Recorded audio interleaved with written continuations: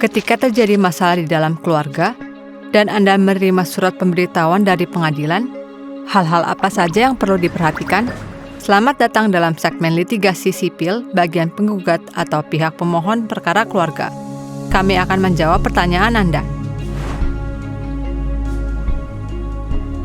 Masalah seputar pernikahan, orang tua dan anak, perwalian, pernyataan kematian, warisan, kekerasan dalam rumah tangga, atau masalah keluarga lainnya akan ditangani oleh pengadilan keluarga untuk melakukan mediasi atau pengambilan putusan. Agar kedua belah pihak memiliki kesempatan yang sama untuk berdialog secara rasional, kecuali untuk kasus tertentu. Pada prinsipnya, pengadilan akan mengawali dengan memfasilitasi mediasi. Jika masalah keluarga menyangkut hak anak di bawah umur atau penyandang disabilitas, pengadilan akan menunjuk wali sebagai juru bicara demi melindungi kepentingan anak di bawah umur atau penyandang disabilitas. Mengenai informasi tentang perwalian, bisa Anda temukan di website UN Judicial. Menghadiri sidang pengadilan seorang diri sepertinya menakutkan. Bolehkah saya membawa orang untuk menemani? Untuk kasus yang terlibat korban kekerasan dalam rumah tangga, anak di bawah umur atau berada di bawah perwalian, dalam proses mediasi atau persidangan, mereka boleh ditemani oleh petugas sosial atau wakil yang sesuai. Saya adalah orang asing, tidak bisa berbahasa Mandarin. Apa yang harus saya lakukan? Tidak perlu khawatir. Pengadilan memiliki jasa penerjemah. Jika tidak bisa berbahasa Mandarin atau penyandang tunarungu atau tunawicara, Anda dapat mengisi formulir permohonan jasa penerjemah untuk disampaikan ke pengadilan demi melindungi kepentingan Anda. Saat ini, pengadilan negeri di berbagai daerah memiliki pusat layanan urusan keluarga atau pos layanan kekerasan dalam rumah tangga yang dapat mendampingi untuk hadir di persidangan, memberikan bimbingan psikologis, bimbingan pendidikan peran orang tua, konsultasi hukum, atau pengarahan ke instansi terkait. Dalam proses mediasi, kedua belah pihak dapat menyampaikan pendapat secara leluasa. Dewan mediator akan berdiri dalam posisi netral dan adil untuk membantu kedua belah pihak menyelesaikan konflik serta mendiskusikan solusi yang rasional. Pada prinsipnya, pengadilan akan memilih dewan mediator yang cocok sesuai dengan karakteristik kasus. Contohnya, untuk kasus yang berkaitan dengan anak di bawah umur, maka pengadilan akan memilih dewan mediator dengan latar belakang profesional di bidang pekerjaan sosial atau psikologis konseling.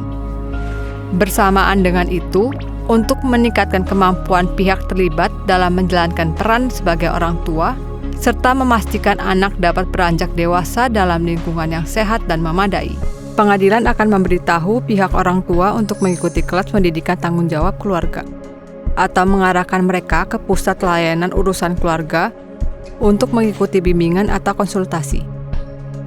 Apabila kedua belah pihak tidak dapat mencapai konsensus, pengadilan tidak dapat memaksa salah satu pihak untuk setuju. Anda mungkin akan bertanya, jika mediasi tidak berhasil, apakah yang Anda katakan dalam proses mediasi akan berdampak pada pengajuan tuntutan? Jangan khawatir, proposal, tuntutan atau konsensi yang diberikan dalam mediasi yang tidak berhasil tidak akan digunakan sebagai dasar keputusan dalam proses pengadilan. Hakim akan melakukan investigasi berdasarkan duduk perkara. Dalam proses mediasi, Anda dapat dengan leluasa menyatakan hal-hal yang ingin Anda sampaikan. Memahami surat pemberitahuan sidang. Ketika perkara yang diajukan membutuhkan persidangan, Anda akan menerima surat pemberitahuan sidang. Hal apa saja yang harus diperhatikan? Pertama, ini adalah rincian kontak pengadilan dan staf yang bertugas di pengadilan. Berikan nomor kasus Anda kepada petugas untuk diperiksa. Mengenai alasan kasus, hal tersebut mengacu kepada jenis litigasi perkara keluarga, sebagaimana dikategorikan oleh pengadilan berdasarkan pada fakta yang tertera dalam pengajuan penggugat. Perkara keluarga terbagi menjadi dua jenis, yaitu litigasi keluarga dan non-litigasi keluarga. Apabila Anda adalah pihak yang mengajukan penyelesaian masalah, maka Anda disebut sebagai pihak penggugat proses litigasi keluarga atau pihak yang mengajukan proses non-litigasi keluarga. Sedangkan pihak lainnya adalah pihak tergugat proses litigasi keluarga atau pihak lawan dalam proses non-litigasi keluarga. Waktu kedatangan adalah waktu yang telah dijadwalkan untuk dimulainya persidangan. Tolong perhatikan lokasi persidangan, termasuk nomor ruang sidang, agar tidak salah memasuki ruangan pada hari persidangan. Jenis persidangan memaparkan kira-kira hal apa yang akan dilakukan dalam persidangan. Jenis yang paling umum dalam proses litigasi keluarga adalah proses persiapan persidangan dan argumentasi lisan. Dalam proses non-litigasi keluarga, biasanya disebut proses penyelidikan. Proses persiapan persidangan dan penyelidikan akan mengkonfirmasi klaim kedua belah pihak, dan investigasi akan dilakukan terhadap bukti-bukti terkait. Dalam proses argumentasi lisan, kedua belah pihak menyampaikan argumen secara persuasif berdasarkan bukti yang ada, agar hakim menjatuhkan putusan yang menguntungkan bagi diri sendiri. Kolom catatan akan memberikan informasi mengenai hal-hal yang harus diperhatikan dalam persidangan. Apa yang harus saya lakukan jika tidak dapat menghadiri persidangan pada waktu yang telah ditentukan? Anda dapat menunjuk wakil. Apabila orang yang Anda tunjuk bukan pengacara, Anda harus terlebih dahulu memperoleh izin dari pengadilan, atau Anda harus memberikan alasan yang bisa diterima atas ketidakhadiran Anda. Ketika Anda menerima pemberitahuan persidangan, apakah Anda harus hadir?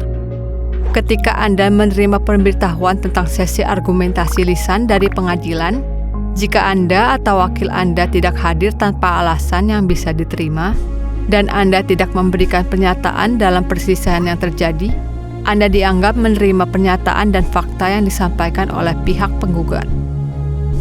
Hakim dapat menjatuhkan putusan berdasarkan pada tuntutan salah satu pihak. Ketidakhadiran akan berdampak pada hak dan kepentingan Anda.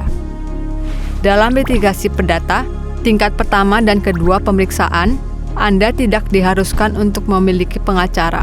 Jadi Anda dapat mewakili diri Anda sendiri dalam persidangan.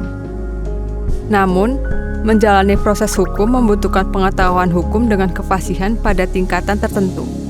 Jadi, jika Anda tidak memahami hukum, Anda dapat menghubungi pusat layanan bersama di pengadilan atau menyewa pengacara untuk mewakili Anda di pengadilan. Seorang pengacara profesional akan membantu persidangan agar dapat berjalan dengan lancar. Pihak yang terlibat dalam perkara keluarga boleh berkonsultasi dengan pusat layanan urusan keluarga atau staf layanan kekerasan dalam rumah tangga di pengadilan negeri tingkat kota atau kabupaten mengenai bantuan sosial atau bantuan hukum. Ketika Anda menerima surat pemberitahuan persidangan, Anda juga akan menerima salinan dari tuntutan yang diajukan penggugat. Jika Anda tidak setuju dengan tuntutan penggugat dan ingin mengajukan pembelaan, Anda harus melakukannya dalam periode yang tertera pada surat pemberitahuan atau sebelum tanggal persidangan. Anda harus mengajukan pembelaan ke pengadilan dan menyediakan salinan atau fotokopi untuk diberikan kepada pihak penggugat. Bagaimana cara menulis surat pembelaan? Anda bisa mengunjungi situs lembaga yudikatif. Petugas AI kami akan membantu Anda. Hanya dengan memasukkan kata kunci, Anda dapat menemukan template dan contoh sebagai bahan referensi. Pembelaan Anda harus memiliki konten sebagai berikut. Pertama, fakta dan alasan.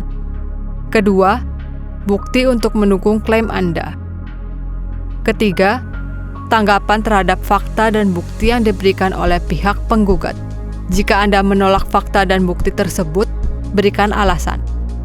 Setelah menyelesaikan permohonan tertulis, Anda dapat mengirimkannya melalui pos atau diserahkan langsung ke pengadilan. Hari persidangan telah tiba. Jika pengadilan menganggap perlu untuk mengadakan sidang jarak jauh, Anda dipersilakan untuk mempelajari buku panduan persidangan jarak jauh terlebih dahulu. Untuk informasi lebih lanjut, Anda dapat memindai QR Code yang terdapat di sudut kanan atas. Apabila Anda menghadiri persidangan secara langsung, penampilan Anda harus menunjukkan rasa hormat terhadap pengadilan. Pada hari persidangan, jangan lupa membawa kartu tanda penduduk ROC atau dokumen identitas lainnya dan surat pemberitahuan persidangan dan dokumen lainnya yang diperlukan sebagaimana tercantum dalam surat pemberitahuan. Jika Anda ingin membawa dokumen lainnya untuk diserahkan ke pengadilan sebagai bahan pertimbangan, jangan lupa untuk menyiapkan salinan tambahan sesuai dengan jumlah pihak tergugat. Anda disarankan tiba lebih awal di pengadilan untuk menyelesaikan proses lapor hadir dan menyediakan waktu untuk mencari ruang persidangan. Silakan gunakan fasilitas transportasi umum apabila memungkinkan. Jangan lupa untuk login lebih awal jika persidangan yang Anda hadiri adalah persidangan jarak jauh. Ada 2 cara untuk melakukan lapor hadir di pengadilan, yaitu di counter atau di kios check-in. Setelah melaporkan kehadiran, Anda dapat menunggu di luar ruang sidang sampai petugas memanggil Anda untuk masuk. Apabila giliran Anda untuk masuk belum tiba, Anda bisa menunggu di tempat yang telah disediakan di luar ruang sidang. Apabila waktu sidang yang ditentukan sudah tiba, tetapi Anda belum dipanggil, terdapat kemungkinan persidangan sebelumnya berlangsung lebih lama dari durasi yang telah dijadwalkan. Sama seperti ketika Anda ke rumah sakit, pengadilan harus melaksanakan beberapa persidangan dalam 1 hari. Jadi mohon bersabar. Anda dapat mengecek kemajuan persidangan sesi sebelumnya melalui situs pengadilan atau melalui layar LCD di luar ruang sidang. Setelah memasuki ruang sidang, Anda diminta untuk tenang dan menjaga sikap. Anda tidak diperbolehkan merekam suara, merekam video, atau mengambil foto dalam ruang sidang. Untuk melindungi nama baik dan privasi keluarga, ketika persidangan perkara keluarga dilaksanakan, pada prinsipnya, pengunjung tidak diperbolehkan berada di ruang sidang. Persidangan perkara keluarga dibagi menjadi 2 metode. Pertama, pengadilan perkara keluarga biasa. Di baris depan adalah tempat duduk hakim. Di bawah hakim adalah panitera dan penerjemah. Di tengah adalah kursi pemeriksaan. Penyidik dan pengamat duduk di kanan depan ruang pengadilan. Di samping kanan adalah tempat duduk penggugat dan wakilnya. Di samping kiri adalah tempat duduk pihak tergugat dan wakilnya. Saksi dan pihak yang terlibat duduk di baris depan kursi pengunjung, menunggu proses pemeriksaan. Metode kedua adalah pengadilan perkara keluarga secara dialog, yaitu menggunakan meja panjang untuk negosiasi, sehingga kedua belah pihak dapat berdialog secara leluasa. Di bagian tengah depan adalah kursi hakim. Panitera dan penerjemah duduk di kiri depan. Penyidik, saksi, dan juru taksir dan pihak terlibat duduk di kanan depan. Bagian samping kiri dan kanan adalah tempat duduk pihak penggugat dan tergugat, serta wakil dan pendamping atau pengamat. Ketika persidangan dimulai, hakim akan memberikan kesempatan kepada Anda untuk berbicara. Jadi Anda diminta untuk bersabar. Hakim akan meminta pihak penggugat untuk menjelaskan tuntutannya. Kemudian meminta Anda untuk memberikan pembelaan. Anda hanya perlu memberikan poin-poin penting. Apabila ada pernyataan yang dirasa kurang jelas, hakim akan meminta Anda untuk memberikan penjelasan lebih terperinci. Jika Anda merasa khawatir tidak dapat memberikan pernyataan lisan dengan jelas, Anda boleh memberikan pernyataan tertulis. Tolong hormati hak pihak lain untuk memberikan pernyataan. Anda tidak boleh menginterupsi ketika mereka sedang berbicara. Apabila Anda ingin memberikan sanggahan, silakan acungkan tangan Anda. Dan Anda boleh berbicara setelah menerima izin dari hakim. Jika diperlukan, pengadilan akan mengutus penyidik untuk melakukan penyelidikan terhadap hal-hal khusus yang terkait dengan kasus dan membuat laporan. Laporan tersebut akan dijadikan masukan oleh hakim dalam membuat putusan, serta membantu pengadilan dalam memahami duduk perkara dan menyatakan pandangan.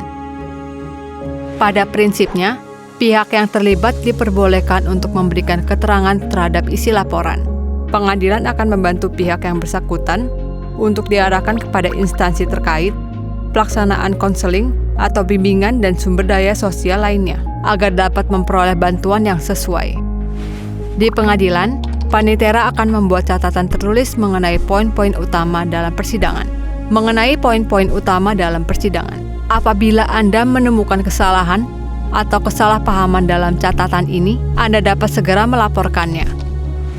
Pengadilan akan menyusun semua data yang diperoleh dalam persidangan dan menjilidnya sesuai urutan. Hasil penjilitan ini disebut file kasus. Di dalamnya terdapat catatan mengenai semua hal yang dikatakan oleh hakim. Selama peninjauan kasus, pihak penggugat dan tergugat dapat mengajukan ke pengadilan untuk membaca berkas kasus atau mengajukan permohonan untuk mendapatkan rekaman dalam bentuk CD. Setelah pengadilan melakukan investigasi yang diperlukan terhadap bukti-bukti yang diajukan, dan kedua belah pihak telah diberikan cukup kesempatan untuk memberikan pernyataan dan pembelaan, apabila hakim menilai bahwa pengadilan telah mengklarifikasi semua hal yang membutuhkan investigasi, maka kesimpulan argumentasi lisan akan diumumkan. Jika Anda memiliki bukti atau materi tambahan yang ingin Anda sampaikan ke pengadilan, Anda harus melakukannya sebelum hakim mengumumkan kesimpulan argumentasi lisan. Karena setelah hakim mengumumkan kesimpulan, pada prinsipnya Anda tidak akan mendapat kesempatan untuk kembali mengajukan persidangan, dan materi yang Anda ajukan tidak akan dipertimbangkan. Setelah memperoleh kesimpulan argumentasi lisan, pada saat persidangan, hakim akan mengumumkan hari pembacaan putusan. Pada hari pembacaan putusan, jika pihak yang bersangkutan menghadiri persidangan, maka hakim akan mengumumkan keputusan perkara secara langsung. Jika kasus tersebut bukan kasus litigasi, maka pengadilan tidak akan menetapkan hari pembacaan putusan. Hakim akan memilih hari untuk membuat keputusan. Maka pergi ke pengadilan tidak serumit yang Anda bayangkan. Mari kita lindungi hak kita bersama-sama.